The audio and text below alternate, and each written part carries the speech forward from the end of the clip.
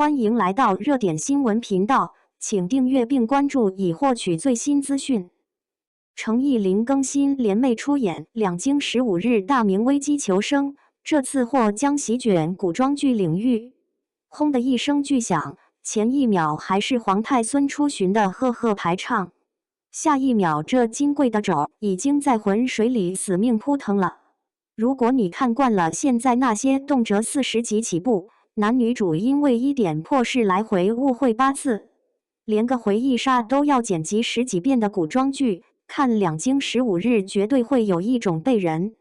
在后背猛推了一把的错觉。节奏太快了，快到你连喘口气的功夫都没有。洪熙元年，太子爷朱瞻基在南京莫名其妙遇上宝船爆炸，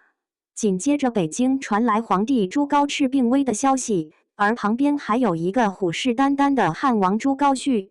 摆在这位皇孙面前的只有一条路，15天内沿着京杭大运河狂奔2200里赶回北京。放在今天，你开着车在高速上连轴转都得累个半死。在那个全靠船只和2条腿的年代，这不是赶路，这就是一场纯粹的逃命。马伯庸的底子确实够硬，史书上关于这段历史其实寥寥几笔就带过了。明仁宗朱高炽突然驾崩，朱瞻基从南京匆匆赶回北京登基。至于这路上的2200里到底发生了什么，史书没写。这段历史的留白就成了编剧手里最好用的一把刀，把一段干巴巴的记载生生扩写成了一场生死倒计时。剧集把戏眼全都压在了大运河上，这是一个极其聪明的做法。咱们看多了那种关起门来在四面红墙里斗嘴的宫廷权谋，看久了总觉得憋闷。运河不一样，它是流动的，河水在往前走，两岸的景色在变，危险也跟着水流无孔不入。岸边的草丛里随时能跳出刺客，浑浊的水下不知道藏着什么要命的玩意儿。你永远不知道下一个停靠的码头会蹦出什么鬼东西。这种流动的空间感把整部剧的格局彻底拉开了。到了扬州，那是密集的民居，屋顶上追逐逃命的戏码，镜头跟着角色的脚步上下跳跃，瓦片哗啦啦地往下砸，底下的寻常百姓惊慌失措，乱作一团。等到了淮安，场景又切到了密密麻麻的粮船上，曹公、民夫、叛军全混杂在一起，人头攒动，你根本分不清迎面走来的是给你递干粮的苦命人，还是想要你命的活阎王。还有扬州那个水牢，气氛压抑到了极点，伸手不见五指的黑，脏水直接没过胸口，隔着铁栅栏，外头的脚步声一步步逼近。济南城的那场对峙也是，两拨人就隔着一扇门，台词压得极低，可那种剑拔弩张的血腥味简直要从屏幕里渗出来。没有多余的废话，没有注水的感情线，所有人脑子里只剩下一件事：活着走到北京。程毅这次演朱瞻基，确实把人物的魂给抠出来了。前期的朱瞻基说白了就是个怂包，宝船爆炸后，他被吴定远死死拖着一路狂奔，浑身湿透，满脸都是泥汤，这哪里还有半点大明太子的威仪，活脱脱一个刚从死人堆里爬出来的倒霉蛋。他眼睛里的那种迷茫和慌乱是藏不住的，但有意思的是他眼神的变化。过了扬州那一关之后，你再去盯他的眼睛，那种遇事的慌张感在一点点褪去，取而代之的是一种野兽般的警惕和狠劲。再往后遇到暗杀，这小子敢直接拔刀了，那种老子非得活着回去不可的执念，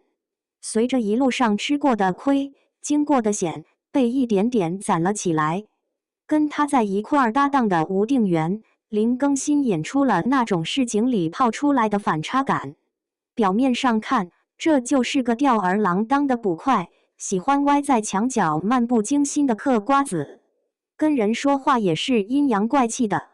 可越往后看你越心惊，这人心里压着事，当年那场大案让他爹娘死得不明不白，这血海深仇一直被他藏在那副玩世不恭的皮囊底下。一个高高在上的大明王爷，一个泥地里打滚的市井捕快，这俩人凑在一起，一开始全是互相试探和各怀鬼胎，嘴里说出的话你来我往，每个字都带着倒刺。可是当他们一起趟过扬州黑漆漆的水牢，一起在刀光剑影里躲过追兵，那种莫名其妙的信任感就建立起来了。到了后来，他们是真的能把后背放心交给对方。当然，悬念的铺陈也是一层套着一层。明面上看，汉王朱高煦就是那个最大的反派，恨不得立刻弄死自己的大侄子。但你往细了琢磨，宝船上的火药到底是从哪条线运上去的？宫里头的消息怎么可能转得这么快？朱瞻基身边那些看似忠心耿耿的人里，到底有没有内鬼？吴定元家族的那桩旧案，又跟京城里哪位位高权重的大人有着千丝万缕的联系？这些细碎的线头，编剧就是不给你痛快抖搂干净，一会儿让你觉得是汉王下了死手，一会儿又察觉到似乎还有一股不明势力在暗中搅局，甚至连朝堂上那些满口仁义道德的文臣武将，看着也都不像什么好鸟。你只能揪着心，跟着朱瞻基的脚步一级一级往下熬。不过，最让我觉得有嚼头的，其实是这场逃亡背后的东西。朱瞻基这一路跑下来，他亲眼看到的那些景象，可比皇宫里那些勾心斗角的戏码震撼太多了。扬州城里食不果腹的穷苦老百姓，淮安因为生计无望而闹起民乱的曹公，还有济南城迫使那些拖家带口凄惨逃难的流民，一个生在深宫，常在妇人之手的大明皇太孙，以前哪里见过这等惨状？上位者待在金碧辉煌的大殿里，总以为只要圣旨一下，天下就是太平盛世。只有真真切切地把他扔进民间的泥沼里滚上一圈，让他听听流民的哭喊，看看底层的烂糟事，他才会明白这个庞大的帝国到底烂到了什么程度。你看后来朱瞻基的眼神，里面不仅仅是变得果断和狠辣，更蒙上了一层以前从未有过的沉重感。这层意思被巧妙地藏在紧张刺激的逃亡主线底下，细细品味，余味很长。马伯庸的原著小说里，很多细节和最终的结局走向跟现在的剧版肯定有着不小的出入。改编永远是个众口难调的活儿，完全照搬原著未必适合电视剧的呈现节奏，大刀阔斧的改又容易丢了原有的精髓。至于朱瞻基，经历了2200里的生死狂奔，他到底是真的在血与火中成长，为了一代铁血帝王，还是说他仅仅是被那把至高无上的皇位，被身边的各方势力死死推着，不得不硬着头皮往前走，而他自己的内心其实根本就还没有准备好。